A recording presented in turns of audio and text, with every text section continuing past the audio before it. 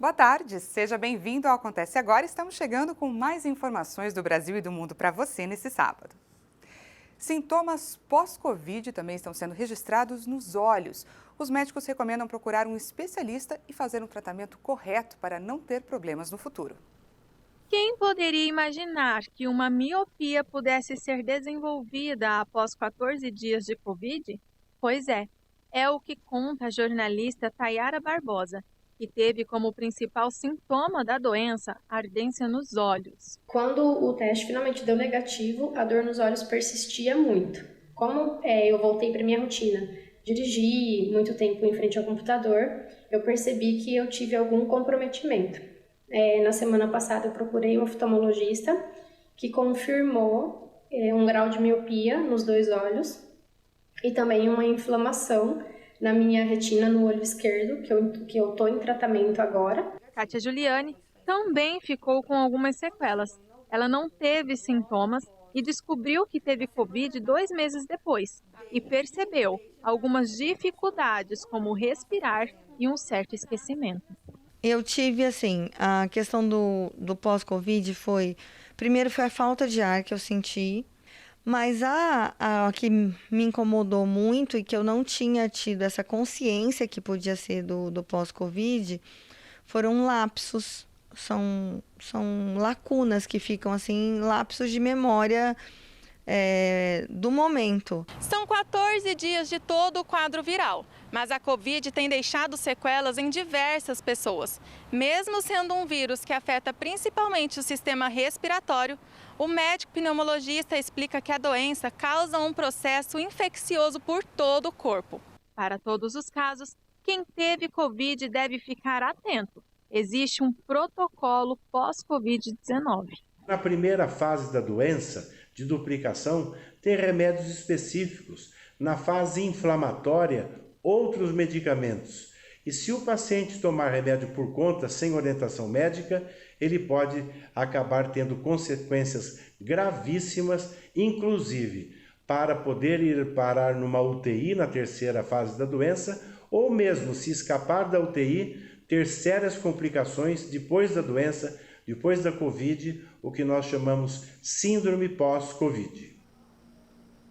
E a confiança da população em relação à vacina contra a Covid-19 vem aumentando em países como o Reino Unido, os Estados Unidos e até na França, que é uma nação tradicionalmente cética. O estudo publicado pelo Kixt CNC revelou uma tendência geral de alta em relação ao final do ano passado. O aumento mais significativo foi na Suécia. Se em setembro de 2020 apenas 51% dos pesquisados eram a favor da vacina, esse percentual subiu para 76% em fevereiro. Os britânicos são os cidadãos que melhor aceitam o imunizante, 89% ante 65% em setembro passado. Na França, a opinião favorável passou de 40% da população para 59%. Nos países onde a pesquisa foi realizada, a maioria das pessoas privilegia as medidas sanitárias para proteger a população em relação à economia.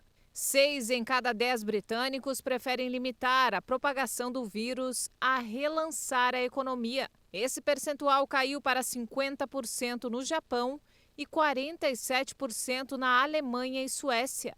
A pesquisa foi realizada em meados de fevereiro em uma amostra representativa de 1.000 adultos de vários países. A margem de erro é de 3,3%.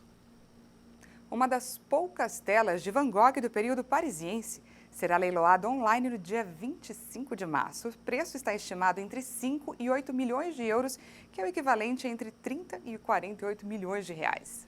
Esta é uma das poucas telas de Van Gogh ainda em mãos privadas. A obra Saint-Denis à Montmartre foi pintada durante os 2 anos em que Van Gogh viveu em Paris. A obra mostra um casal passeando e 2 crianças brincando com um salão de festas ao fundo. É a primeira vez que o quadro aparece em público desde que foi adquirido por uma família francesa em 1920. Uma tendência na Europa e nos Estados Unidos começa a conquistar os consumidores brasileiros.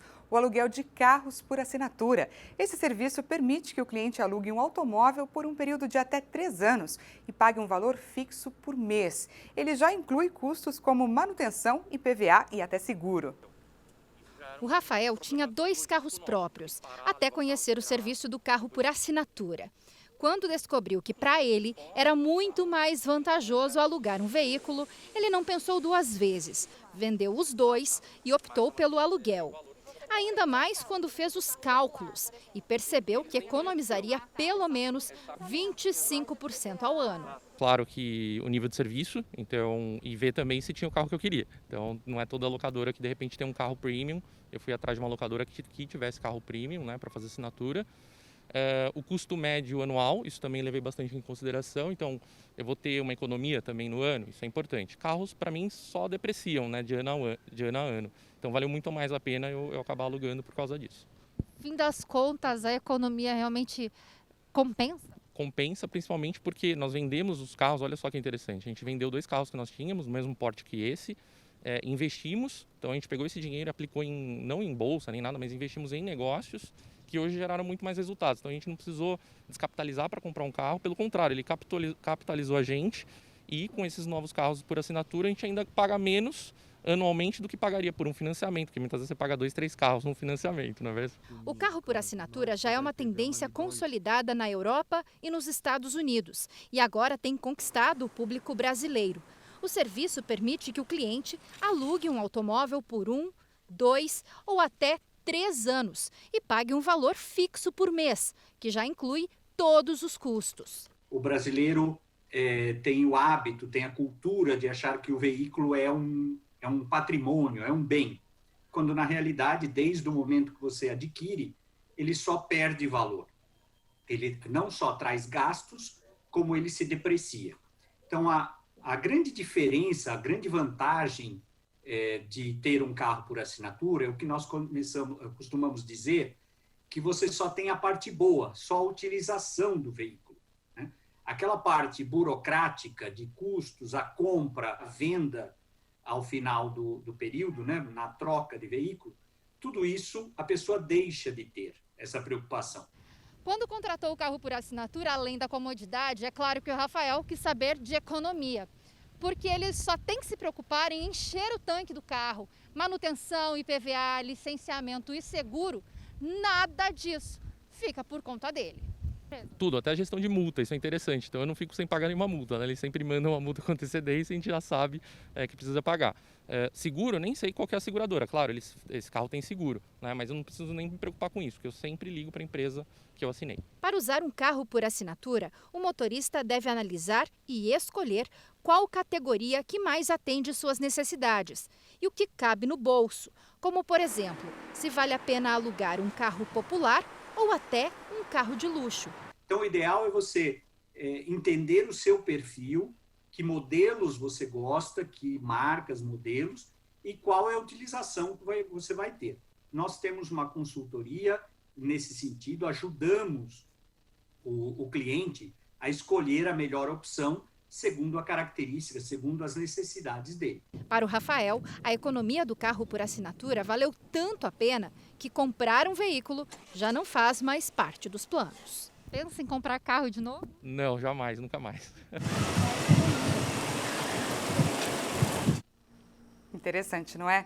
Se você perdeu essa reportagem completa, corre lá no YouTube e assiste ela na íntegra. O Acontece Agora fica por aqui. Muito obrigada pela companhia e a gente se encontra. Até mais!